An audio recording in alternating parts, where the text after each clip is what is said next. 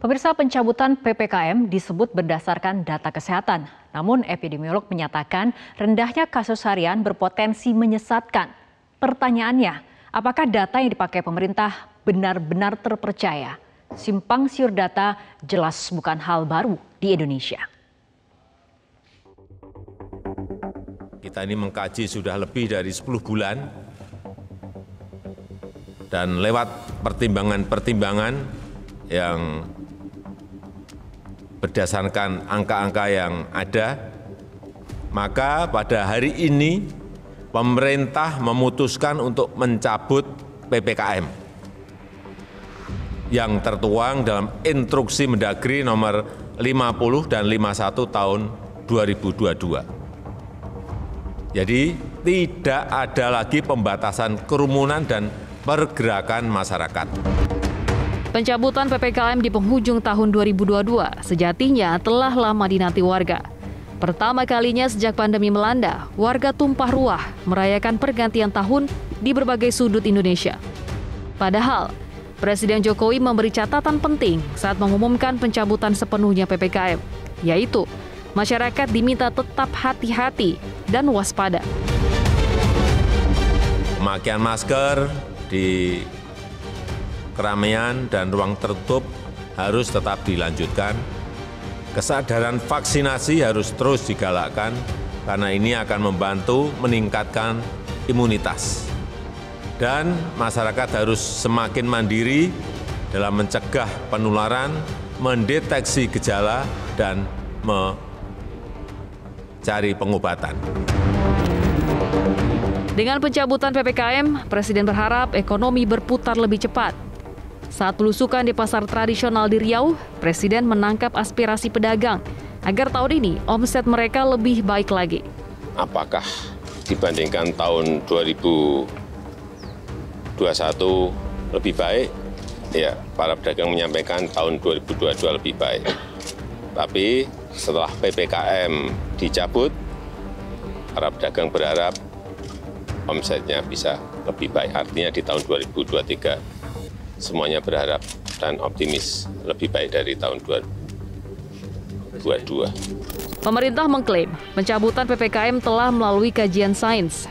Tingkat kekebalan komunitas misalnya, beredar serosurvei Kementerian Kesehatan mencapai 98,5%. Pemerintah juga mengklaim Indonesia tidak mengalami lonjakan pandemi dalam 10 hingga 11 bulan berturut-turut. Kasus harian sangat rendah, hanya 1,7 kasus per 1 juta penduduk, dengan positivity rate mingguan 3,35%. Pemerintah memang tidak mencabut status darurat kesehatan karena belum mendapat lampu hijau dari Badan Kesehatan Dunia (WHO). Dan untuk status kedaruratan tidak dicabut karena pandemi belum berakhir sepenuhnya. Dan pandemi ini sifatnya bukan per negara, tapi sudah dunia. Sehingga status kedaruratan kesehatan tetap dipertahankan mengikuti status dari Public Health Emergency of International Concern dari Badan Kesehatan Dunia (WHO).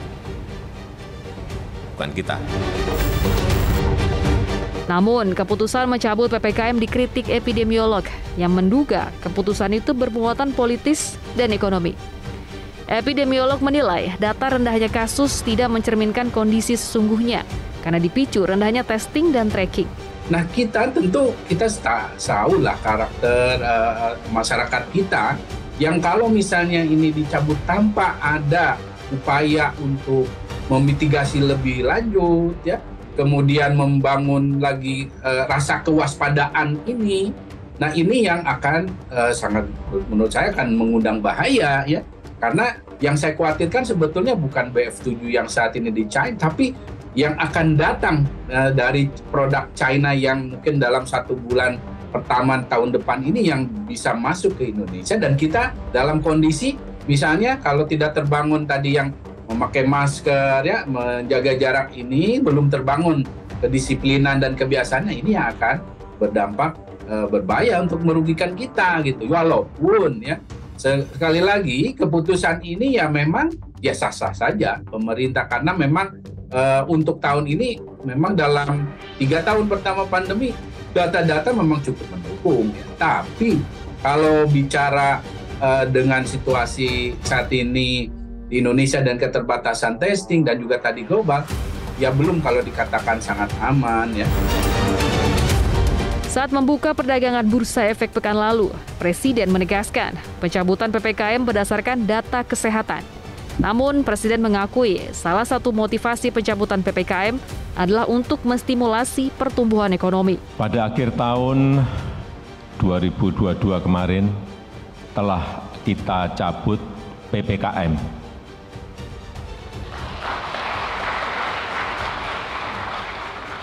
Bukan untuk gagah-gagahan. Tapi memang kajian selama 10 bulan terakhir, angka-angka menunjukkan bahwa kita bisa mengendalikan COVID-19. Angka bor, positivity rate kita semuanya di bawah angka kematian, semuanya di bawah standar WHO.